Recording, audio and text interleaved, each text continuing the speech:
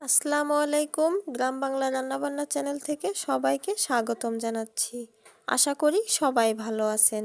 হাজির হয়েছি আরও নতুন একটি রান্নার ভিডিও নিয়ে। আজ আমি হাঁসের ডিম দিয়ে আমড়ার কোরমা রান্না করে দেখাবো।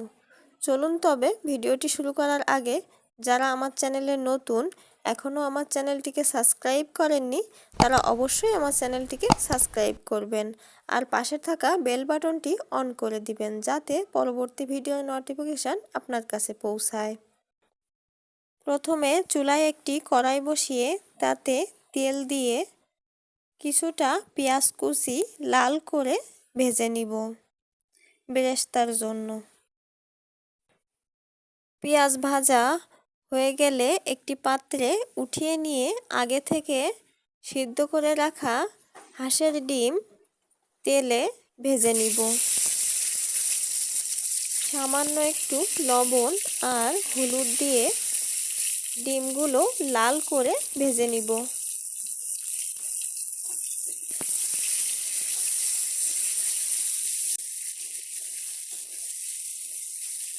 ডিমগুলো ভাজা হয়ে গেলে কড়াই থেকে উঠিয়ে নিব।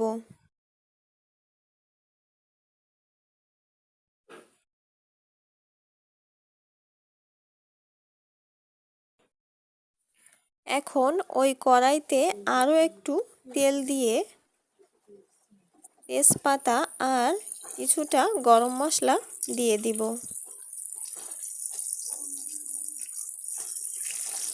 একটু নেড়ে চেড়ে এর মধ্যে পেঁয়াজ আর রসুন বাটা দিয়ে দিব। পেঁয়াজ আর রসুন বাটা কিছু সময় ধরে তেলে ভেজে নিয়ে এর মধ্যে স্বাদ অনুযায়ী লবণ আর পরিমাণ মতো হলুদের গুঁড়া দিয়ে আরও কিছু সময় ধরে তেলে ভেজে নিব, যাতে মশলার কাঁচা গন্ধটা চলে যায়। মশলা ভাজা হয়ে গেলে এর মধ্যে সামান্য একটু নারিকেলের দুধ দিয়ে মশলাটি আরও কিছুক্ষণ কষিয়ে নিব।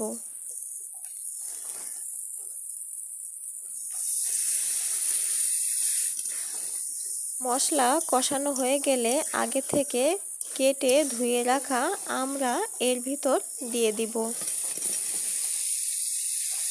আমড়াগুলো মশলার সাথে নেড়েচেড়ে ভালোভাবে মিশিয়ে নিয়ে এর মধ্যে আরও কিছুটা নারকেলের দুধ দিয়ে আমড়াগুলো কষিয়ে নিব।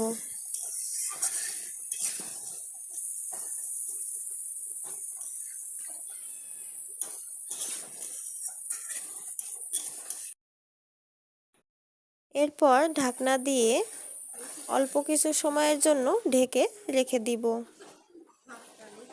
কিছুক্ষণ পর ঢাকনা উঠিয়ে নিয়ে একটু নেড়েচেড়ে দিব। আমড়াগুলো কষানো হয়ে গেছে, এখন এর মধ্যে নারকেলের দুধ দিয়ে দিব।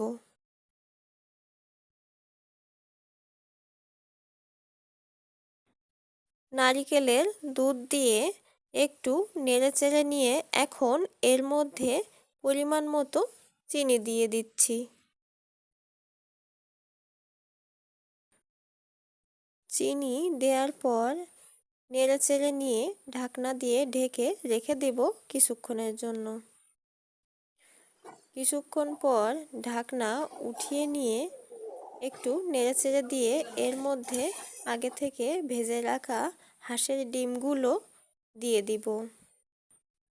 ডিমগুলো দেওয়ার পর 5 মিনিট জাল করে নিয়ে উপর থেকে গরম মশলার গুঁড়া আর ভাজা জিরার গুঁড়া ছড়িয়ে দিব।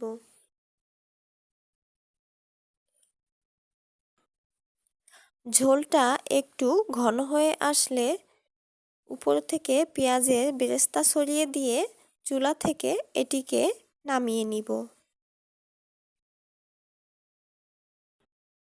তৈরি হয়ে গেল হাঁসের ডিম দিয়ে আমড়ার কোরমা।